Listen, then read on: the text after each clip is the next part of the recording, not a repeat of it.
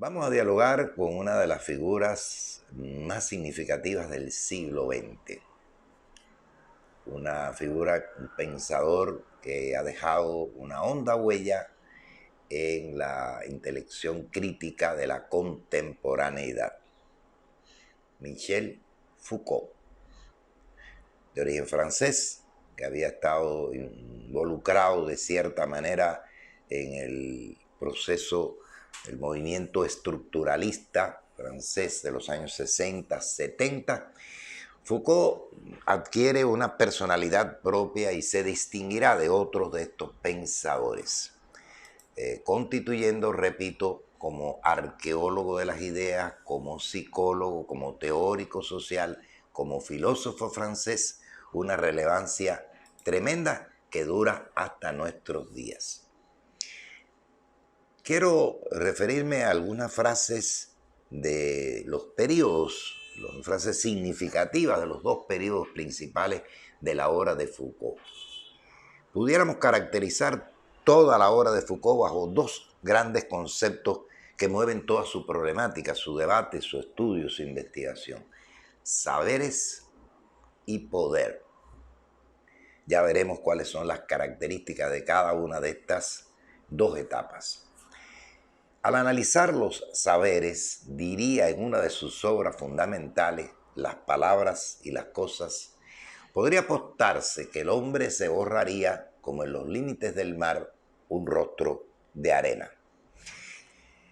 Realizando una arqueología del saber social, Foucault establece claramente algo que, si era evidente en algunos casos, no había sido investigado con ese nivel de profundidad.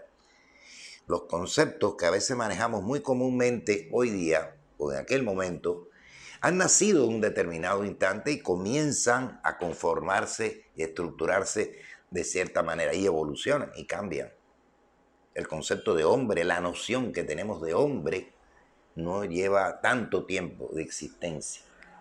Puede decirse que de hecho la tenemos a partir del siglo XVIII.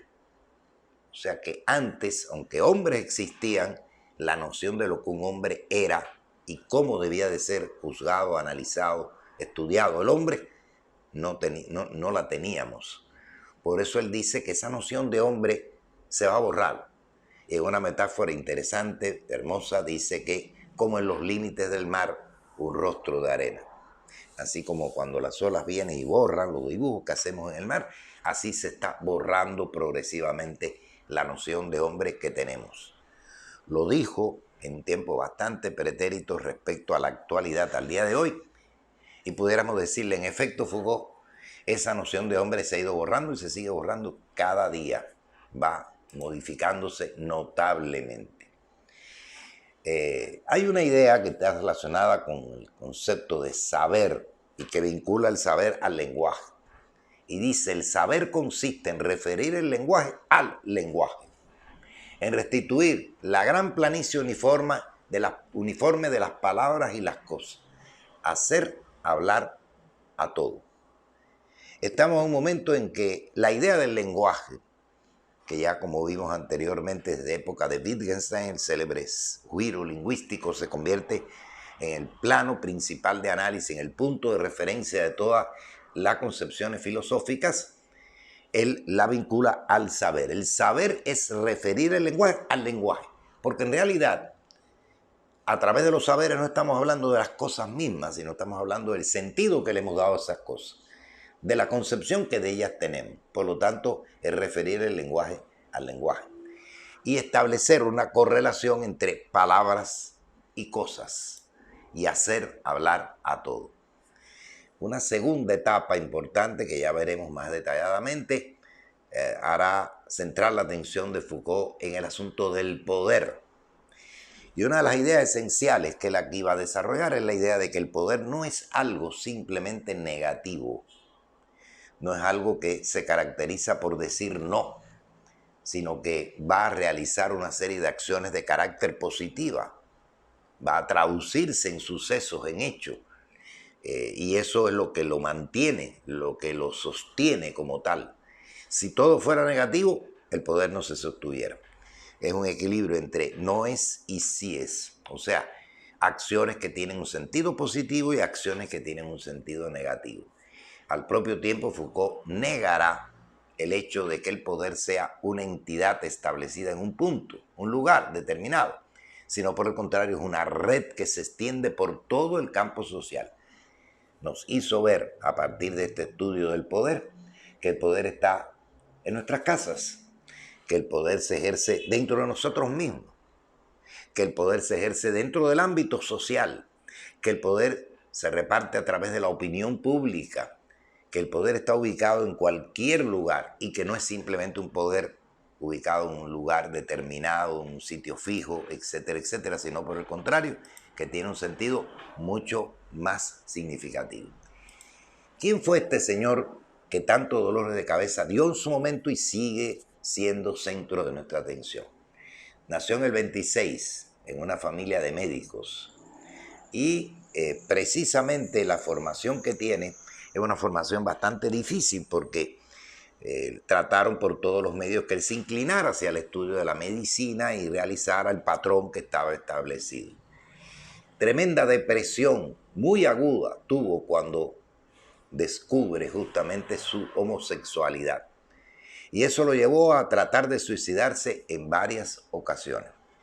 Por suerte, más adelante, asumirá con claridad su condición y no solamente la asumirá, sino que podrá tener una presentación social donde no la niega, donde no la esconde, sino por el contrario, la toma en consideración y muchos de sus discípulos y amigos que mantenían con él algún tipo de relación o compartían su inclinación sexual, asistían a sus conferencias, debatían con él, convivían con él.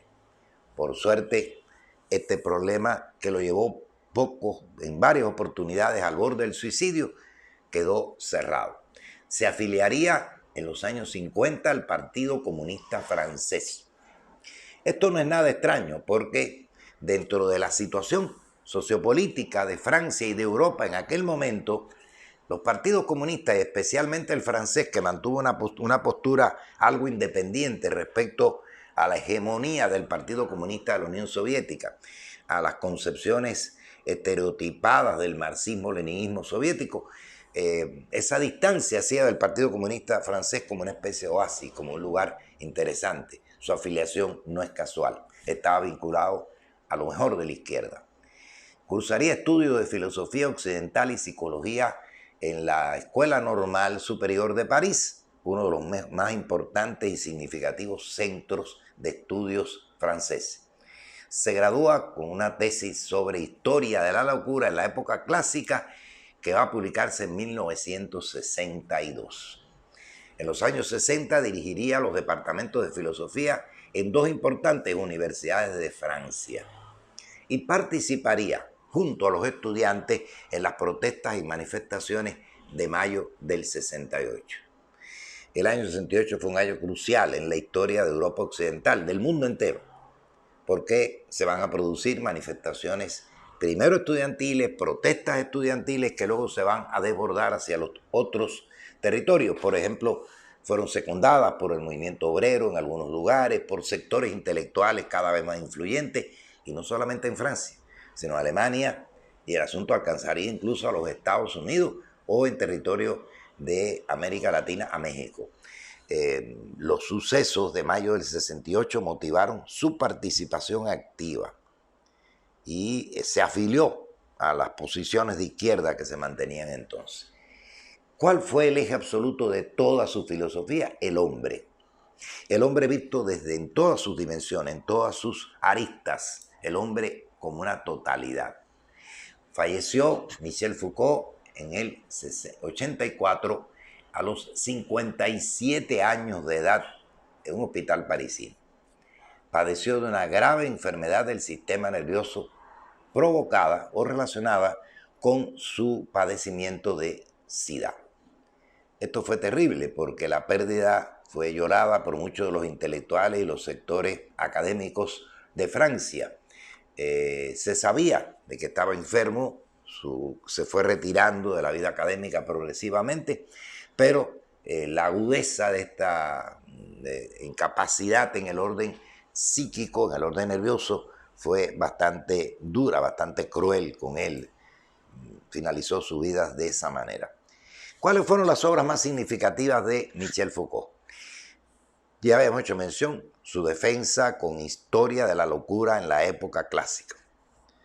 Todo lo referente a ese momento inicial de la historia de la humanidad europea occidental, la época clásica, la época de la Grecia antigua, le interesaba. Y realizar una historia de la locura desde entonces hasta nuestros días, fue uno de sus grandes propósitos, estuvo motivada por seguir el camino de determinados saberes. ¿Qué determina ese concepto? Locura, que ha ido variando, que se ha ido modificando, que se ha ido transformando, que se llamaba locura en tiempos de la Grecia, la Roma antigua, que se llamó locura en la época medieval, que se entendió por locura más adelante en la modernidad más temprana. ¿Cómo ha ido cambiando el concepto de locura? Pues muy irónicamente, Jacques Lacan diría de que el concepto de locura se aplicaba indiscriminadamente a todas las manifestaciones de anomalías psicológicas. Si alguien tenía una neurosis, era un loco. Si alguien tenía una psicosis, era un loco. Y no se establecían diferencias. La definición, la precisión, la evolución que ha tenido el concepto de locura fue algo interesante, era una arqueología. La palabra es interesante, arqueología del saber. ¿Cómo la va a emplear de nuevo cuando haga el nacimiento de la clínica? Una arqueología de la mirada médica. Arqueología quiere decir hacer un trabajo de profundización, ir hacia abajo, hacia el sustento, hacia el sustrato en el que se funda un determinado saber. No es la historia de los saberes simplemente qué ha ocurrido, cómo ha sucedido el saber, sino cuáles son los fundamentos de ese saber y de esa evolución del saber. Por eso, cuando realiza la arqueología de la mirada médica, se constituye en uno de los primeros pensadores en darnos a entender de que efectivamente eso que llamamos clínica, eso que llamamos hospital, eso que llamamos medicina, es algo que ha ido moviéndose constantemente. Ese saber que nos dice que algo es enfermedad. No siempre se ha tenido la misma noción de lo que es estar enfermo. Y se ha ido variando incluso la manera correspondiente, no solamente del saber que es enfermedad, que es la mirada médica, sino también las instituciones correspondientes. La clínica ha evolucionado, el hospital ha evolucionado, ha cambiado y han cambiado también los discursos correspondientes. El discurso sobre la enfermedad, el discurso sobre el tratamiento médico correspondiente. Una obra genial, igualmente arqueológica, pero esta vez con la pretensión de abarcar una serie de ciencias humanas, es esa obra que hecha en 1966 se llama Las palabras y las cosas, una arqueología de la ciencia humana. Fue una labor realmente pretenciosa. A mí en particular el libro me impactó cuando lo leí por primera vez. Fue una especie de descubrimiento nuevo, de algo que me llenaba de nuevas maneras de ver el mundo, porque representaba una manera de ir siguiendo la evolución de varias de las ciencias sociales, que eran las que preferentemente le interesaba, estableciendo el vínculo entre las cosas en sí mismas y las palabras, o sea, las estructuras del lenguaje que empleamos para designarlas, para comprenderlas. Y ver la evolución que iban teniendo cada una de estas fórmulas. Aquí donde por primera vez se empieza a precisar un concepto que va a ser para Foucault fundamental en este periodo, el concepto de episteme, que como veremos algunos lo asocian en una derivación del concepto de estructura que procede de Lévi-Strauss, pero al terreno de las ciencias. Ese núcleo duro, esa fórmula que subyace en cada uno de los saberes y los convierte en ese tipo de saber. Las palabras y las cosas va a ser leída por alguien que estaba bastante ajeno al territorio de las investigaciones filosóficas, pero que sí le interesaba de alguna manera. Por distinguido artista belga, parisino también, René Magritte, que a la sazón estaba haciendo algunas de sus obras y le pareció que había una resonancia entre la obra de Foucault y la obra que él venía realizando. Hay un interesante intercambio de cartas entre Magritte por un lado y Foucault por el otro en torno a las palabras y las cosas. Recordar solamente que hay una célebre obra de Magritte que el propio Foucault saludaría como una de las obras más idóneas para poder cualificar el sentido de la utilización del lenguaje para cualificar las cosas. Y esa obra se llama La perfidia de las imágenes, que tiene un breve suplemento verbal. Esto no es una pipa. Una obra escrita en ese mismo año sería El pensamiento del afuera, para más tarde, en 1969, construir una obra en la que formula cuál es la metodología de la arqueología del saber. En el año 70, Foucault interviene con una interesante obra que nos introduce en una problemática que va a tener resonancia en el terreno de las ciencias en general sociales y en particular en la semiótica, el orden del discurso. El discurso como una de las construcciones más interesantes que pueden existir dentro de las formas del lenguaje.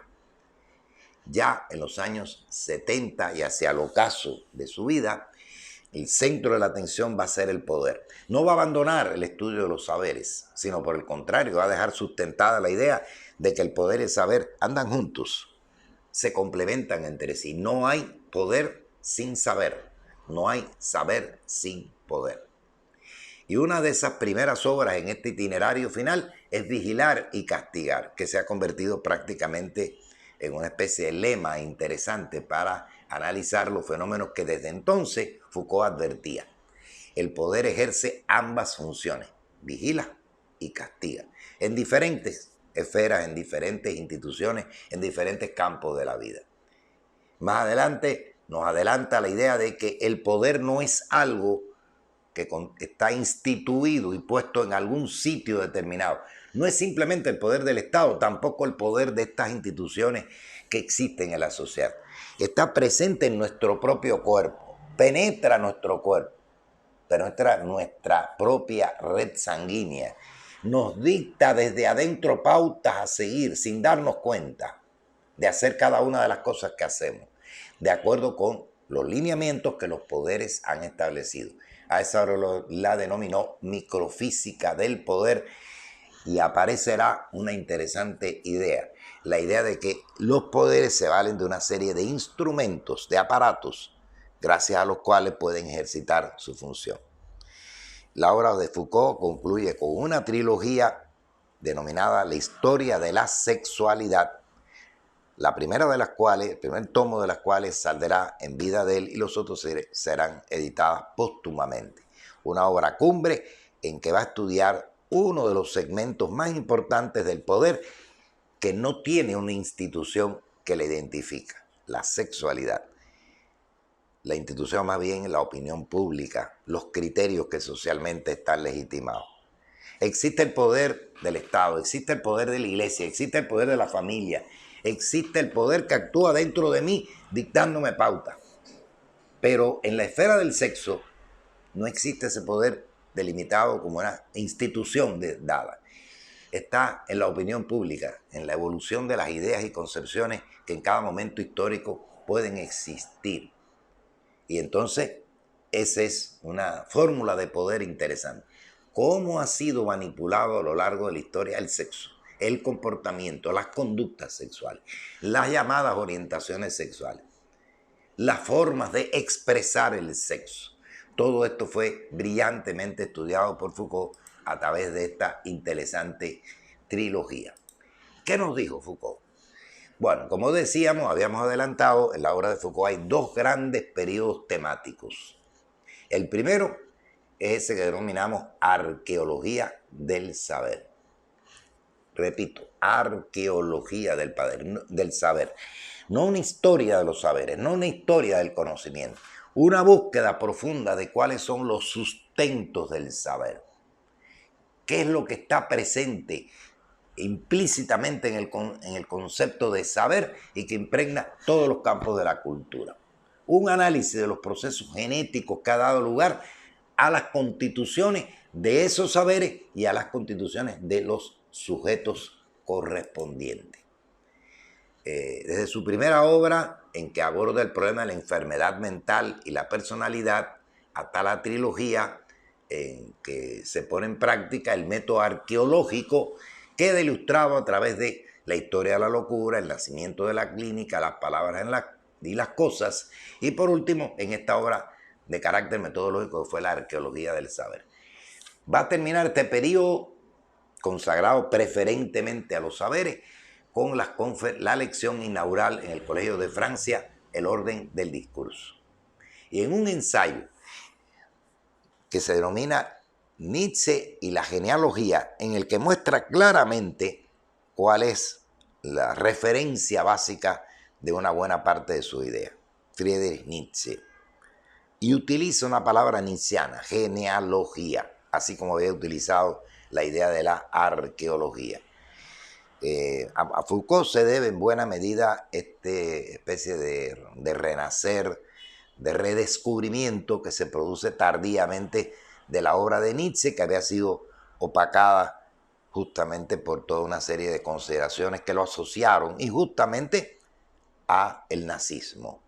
Foucault es responsable de una etapa importante de la reivindicación de la figura nietzscheana cuando lo convierte en el punto de partida de sus obras. La genealogía del poder. Esa será la segunda etapa de su obra.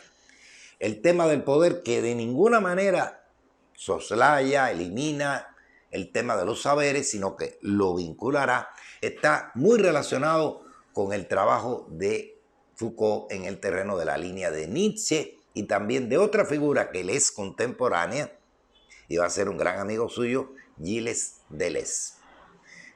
De aquí corresponden los trabajos en los distintos seminarios en el Colegio de Francia y las obras ya mencionadas, Vigilar y Castigar, y por último, Historia de la Sexualidad.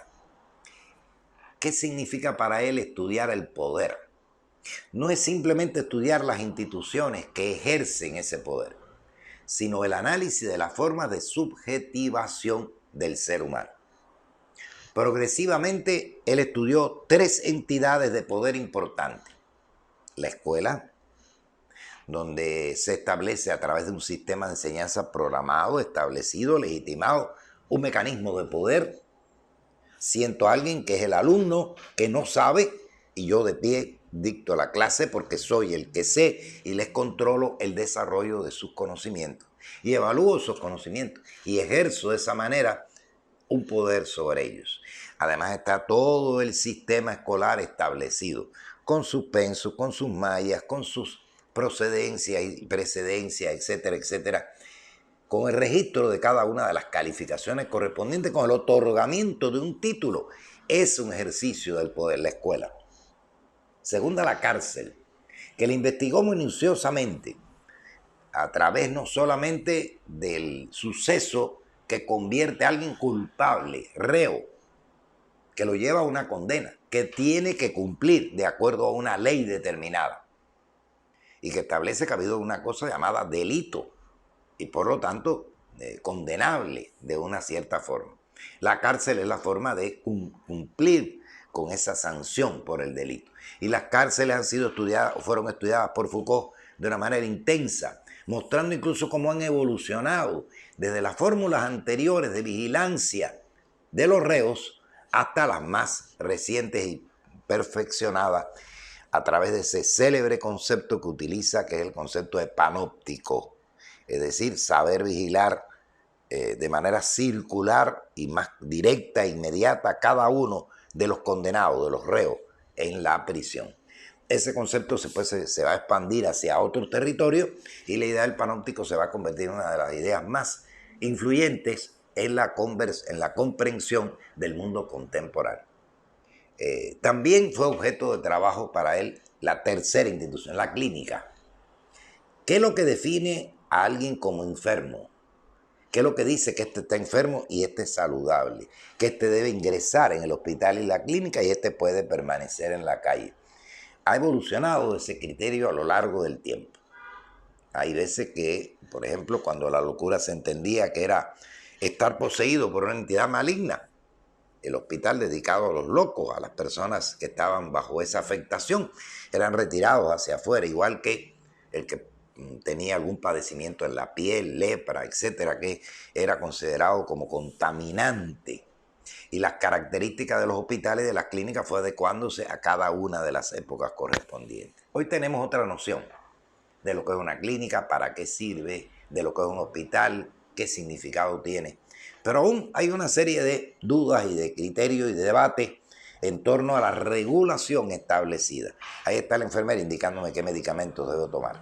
Ahí está el médico previamente que decreta que tengo una enfermedad determinada y debo establecer ciertos regímenes de dieta, de alimentación, de fármacos, etcétera, etcétera. Otro órgano del poder.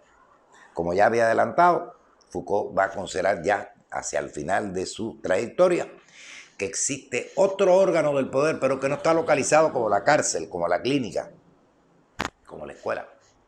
Y ese órgano de poder es la manera con que la sociedad juzga, dirime, enjuicia, condena las formas del comportamiento sexual. A través de todas estas instituciones, que a su vez tienen sus discursos correspondientes y sus legitimaciones en saberes, o sea, definiciones correspondientes, se realiza el proceso de subjetivación del ser humano. Todo este mecanismo de saberes y poder nos forma. Cuando yo puedo decir a una altura determinada de la vida, ya cuando alcanzo cierto nivel de conciencia, yo soy un yo determinado, soy así, así, así, así. Esa es tu subjetivación, ese es el proceso de tu individuación.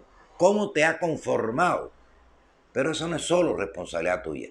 Es el mecanismo social el que te ha ido conformando y delimitando, creando tu subjetividad. ¿Cómo se forma el ser humano?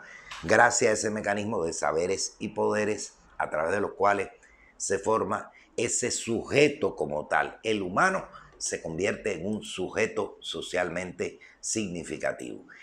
Y también él se referiría a otros sitios en los que aparentemente hay mayor relajamiento, pero donde van a estar igualmente presentes formas de control, de ejercicio, de poder y formas de saber.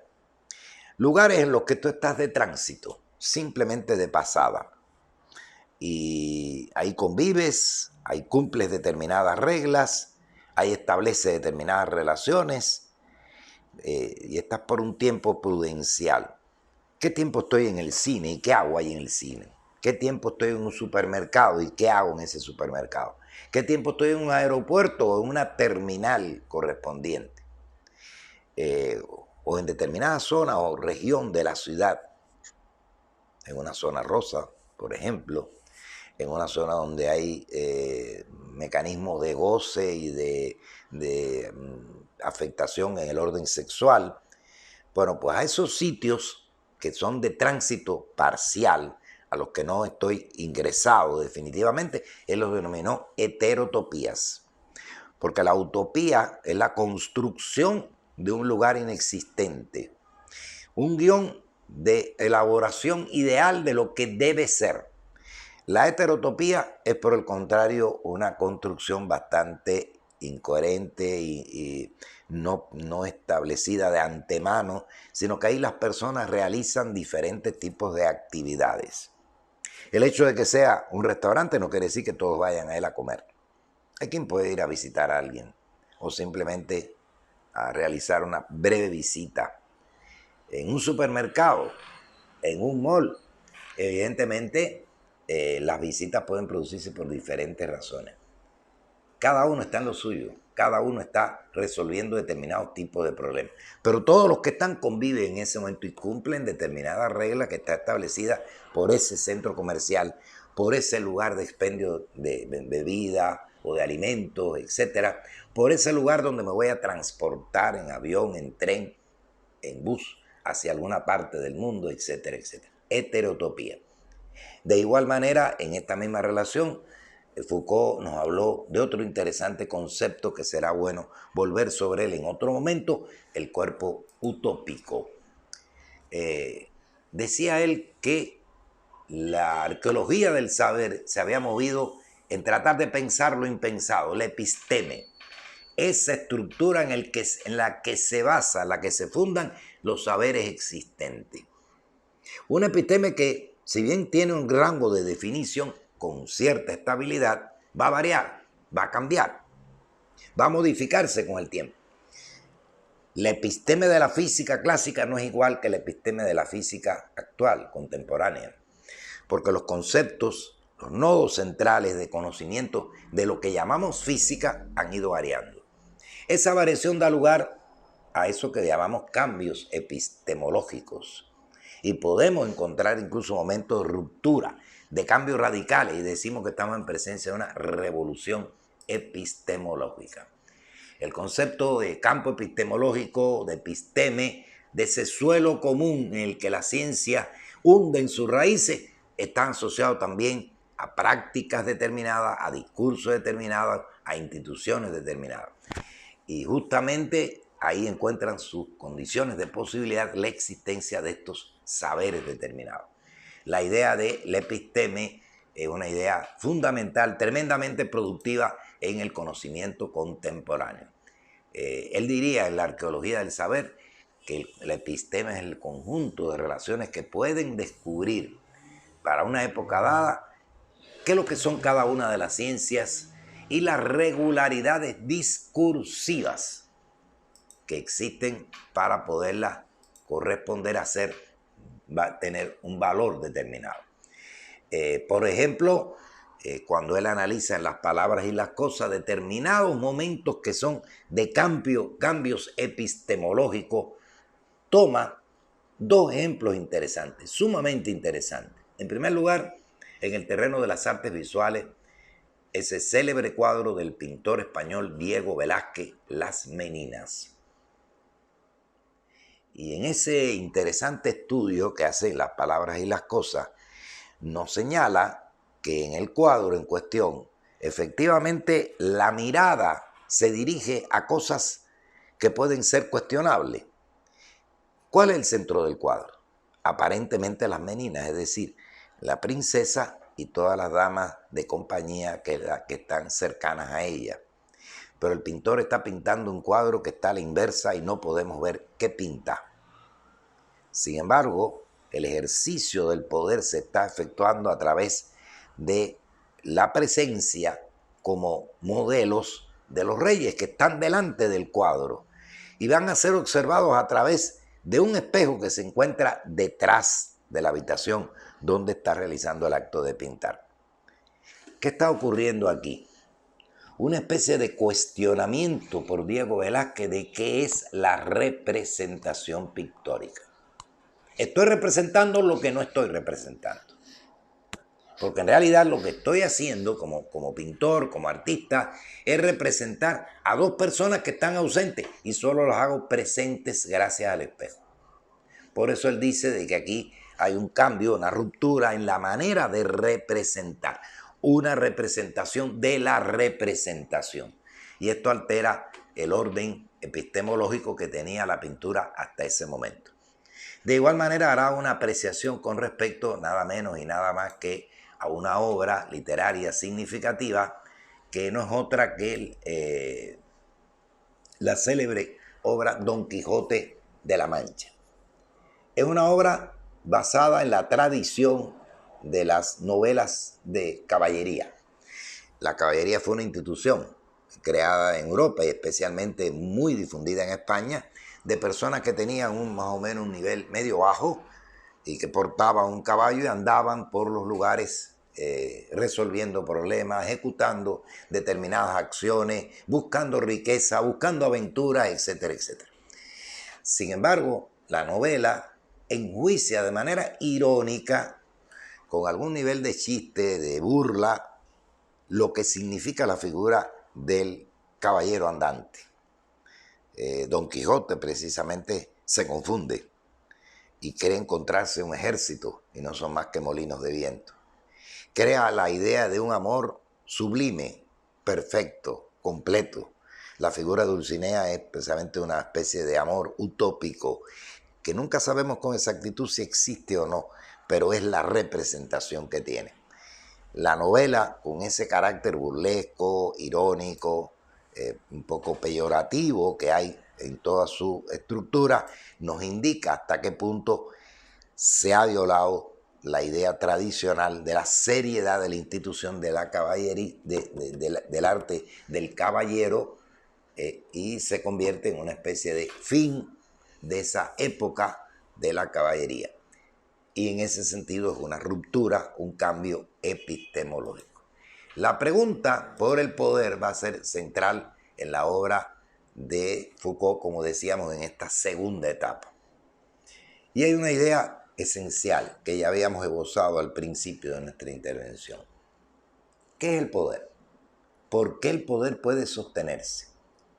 Es aceptado, se sostiene, dice él, porque no pesa solo como una potencia que dice no, que es como siempre hemos entendido el poder.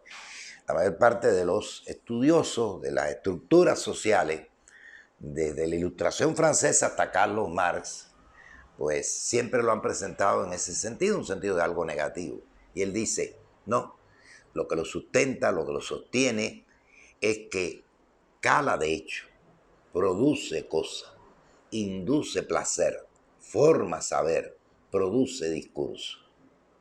O sea, realiza acciones positivas y no simplemente la negación como tal. De lo contrario no se sostendría, de lo contrario no sería aceptado. Produce cosas, en efecto. El poder, por ejemplo, tiene que producir saberes para poderse sostener. Tiene que producir saberes. Tiene que ayudar a que se produzcan esos saberes. Está interesado en producir saberes, con más o menor intensidad, y sobre todo a su servicio. Produce placer, induce placeres, porque de lo contrario, un poco si apelamos a las ideas de aquel entonces de Maquiavelo, si la masa de la población, si el que está sometido a ese poder no se siente placenteramente, pues simplemente lo rechaza, lo elimina. Forma saberes, crea saberes y produce discursos. Los discursos del poder son precisamente hoy motivo de sumos y especiales, minuciosamente discursos, estudio de esta estructura discursiva que está detrás de cada uno de esos poderes. Y eso es lo que lo convierte en una red productiva y no simplemente negativa. Que no existen puntos determinados, sino que pasa a través de todo el campo social. Por lo tanto, no es una instancia negativa que tiene por función simplemente reprimir. A través de estos mecanismos positivos, el poder se ejerce, se mantiene. Según su gran amigo Gilles Deleuze, los puntos básicos del análisis Foucaultiano del poder son los siguientes. Primero, el poder no es una propiedad, no es algo que posee una clase, un grupo social determinante. Es un ejercicio, es una estrategia. Por eso no es propiedad que está en manos de alguien. Sus efectos dependen de su funcionamiento, no de quién lo posee. Interesante conclusión de Gilles Deleuze. Segunda interesante conclusión, el poder no tiene una localización puntual en el Estado. Es un efecto de conjunto. Por eso la concepción Foucaultiana rechaza un poco el criterio de la tradicional izquierda que considera que la toma del poder es la toma del Estado. No, porque justamente intentando tomar el poder, pues puede producirse la inversión, puede producirse la creación de un contraestado como forma de ejercicio de poder igualmente. Tercera, el poder no está subordinado o dependiente a la infraestructura o base económica, como había sido afirmado por la manera, por así decirlo, estereotipada de asumir el marxismo. Hay evidentemente relaciones entre ambos. Los poderes responden a las condiciones sociales, económicas existentes. Pero el poder no es parte de la superestructura, porque está presente en todo el organismo social como una amplia red que no puede ser puntualmente ubicada. Los modos de ejercicio del poder, dice en otro momento Deleuze, no son primordialmente la represión o la ideología. El poder hay que verlo como la producción de verdad, como la constitución de lo real. Hoy se ha acuñado el término que podemos quizás más adelante analizar de posverdad. La verdad es construida, es producida, como construimos lo real. Toda discusión acerca de qué es la realidad, qué es lo real, es infructuosa.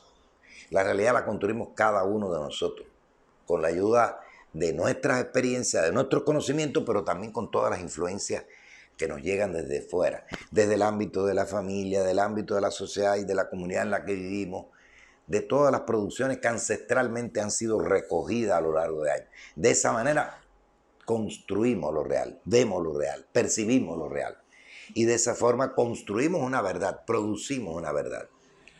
Y eso es algo que penetra toda la red de la sociedad. Vendemos nuestras verdades, ofertamos nuestras maneras de entender la realidad y se convierten a veces dentro de un grupo social en la verdad, en lo real, cuando en realidad no tomamos en cuenta de que son productos del propio poder. Y esos son los mecanismos a través de los cuales se ejerce el poder como tal. Por último, Deleuze señala que el poder del Estado no se expresa por medio de la ley. Normalmente entendemos que el Estado, al promulgar las leyes, ejerce esa función de control a través de la legalidad. Y Deleuze dice, Foucault nos convence que el poder del Estado se va a expresar a través de su contrario, a través de los ilegalismos, a través de lo que es ilegal. La mayor parte de la gente desconoce en detalle una ley, pero sí sabe cuáles son las medidas punitivas, las medidas de presión que se van a ejercer sobre él si la ley no se cumple. Siempre me gusta referir de que si hiciéramos un sondeo entre todos los que están manejando por la calle, cuáles son las leyes del tránsito, pues no la conocen en lo absoluto. Es decir, la ley no es conocida. Ahora sí saben que si comete esta infracción le vale tanto como una multa. Es decir, a través de lo ilegal es que podemos entender el poder que el Estado puede ejercer sobre nosotros. Y entonces se produce como una especie de inversión. La legalidad se conoce, se comprende a través de la ilegalidad. Sé lo que es ilegal y trato de no realizarlo. Y ese es el sentido que tiene la concepción de Foucault, examinada en varios puntos por Gilles Deleuze. En Vigilar y Castigar, que es la obra de 1975, se examina definitivamente cuáles son las relaciones que tiene el poder y el saber. O sea, las dos grandes vertientes de trabajo, de investigación, que realizó a lo largo de todo su proceso de vida, de intensa investigación, llegan a su culminación entrelazándose. El poder y el saber son dos cuestiones que están íntimamente vinculadas como tal. Simplemente ese funcionamiento del poder no es posible si no es a través de un mecanismo de saberes. Y ese interesante proceso se observa claramente en cómo Foucault nos hace entender que en la anatomía política del poder no importa simplemente esas grandes entidades, esas grandes instituciones que así lo ejercen, que existe algo más pequeño, menos visible, menos comprensible para los humanos vulgar, una microfísica del poder, que va más allá de la utilización de mecanismos que sean perfectamente comprensibles, porque es un conjunto de técnicas que tienen que ser estudiados profundamente y se convierten en mecanismos que invaden nuestros propios cuerpos y los hacen ser convertidos en objetos de saber y del cumplimiento de las ordenanzas del poder. La microfísica del poder. Interesante idea con la que Foucault nos permite ver cómo la forma que se ejerce, se controla al poder, está determinado por estas acciones. La disciplina se aplica en el cuartel, en la escuela, en el hospital, en la cárcel. Es una economía nueva de los cuerpos. Los cuerpos se sujetan al modelo que implica cada una de estas instituciones de poder y va acompañado de algunas técnicas específicas. Ante todo, la vigilancia.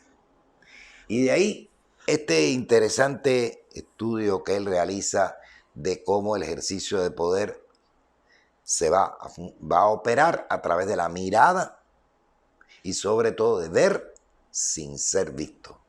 Hoy la evolución de las tecnologías nos ha permitido desarrollar eso que él denominó los dispositivos del poder saber. Dispositivos que son variados, que van desde los físicamente reconocibles, por ejemplo, una carpeta en la que yo registro la asistencia de los alumnos a clase que deben de cumplir 1% para ser aprobados o no, las calificaciones que se obtienen, la hoja clínica con que el médico está constantemente certificando nuestro estado de salud, el cumplimiento de determinadas medidas que el hospital, que la clínica me ordena, las sanciones que recibo en la cárcel por cometer tales o más cuales infracciones correspondientes. Pero no solamente son esos dispositivos macro, están también los micro. Las cámaras de vigilancia que muchas veces están alrededor de nosotros mismos donde quiera y de una manera silenciosa y casi imperceptible nos están controlando la existencia. Cuando hace algún tiempo salió a relucir la presencia de estos célebres microchips que se insertan en el propio cuerpo humano para controlar la entrada y salida en un lugar de trabajo, un centro de trabajo, levantó ciertas dudas y protestas porque se percataron que ese microchip no solamente permitía ese control de la entrada y salida, sino permitía controlar nuestras propias vidas. Las redes sociales, a través de las cuales felizmente nos comunicamos con todos los demás, hoy se sabe que constituyen mecanismos silenciosos de esa microfísica del poder. Se archivan, se trasladan, se documentan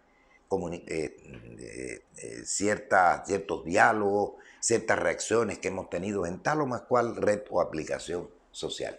Son mecanismos de la microfísica del poder. Y por último, él se plantea esa gran pregunta que intentó darle solución en su historia de la sexualidad. ¿Está reprimida la sexualidad? Sí.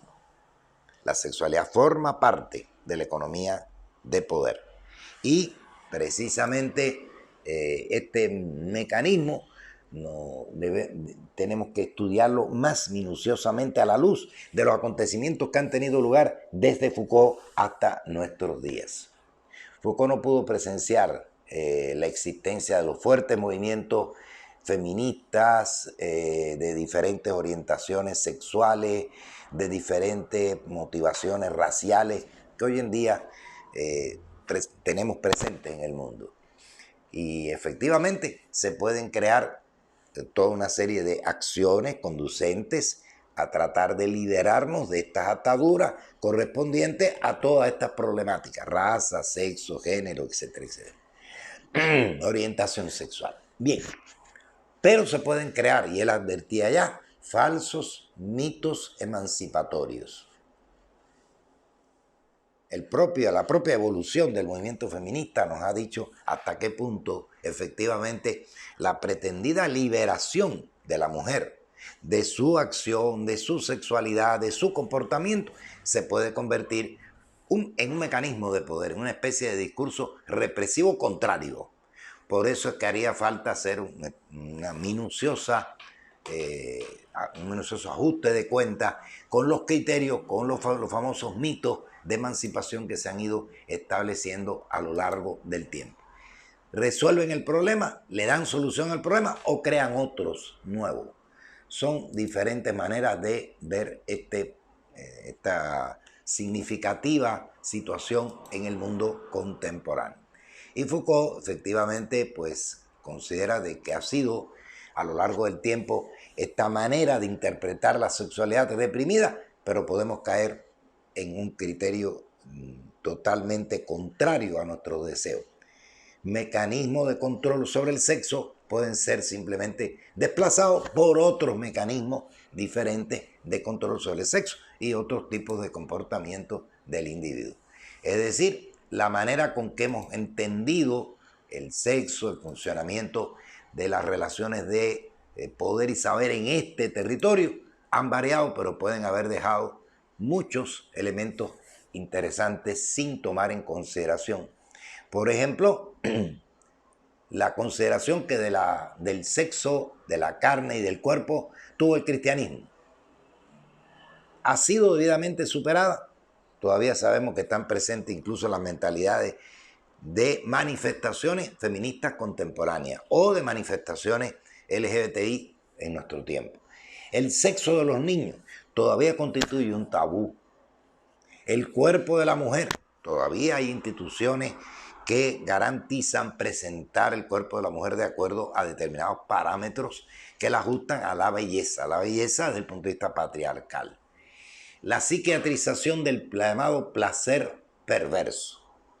¿Qué es el placer perverso? Bueno, eso hay una serie de consideraciones que van desde lo psicológico hasta lo sociológico. ¿Pudiera considerarse que es una deformación psíquica? Bueno, así existe un discurso de poder que él analiza en la historia de la sexualidad. Y por último, algo que parece fuera de todo este contexto, la regulación de la natalidad. Muchos países en el mundo han establecido mecanismos de control sobre la natalidad.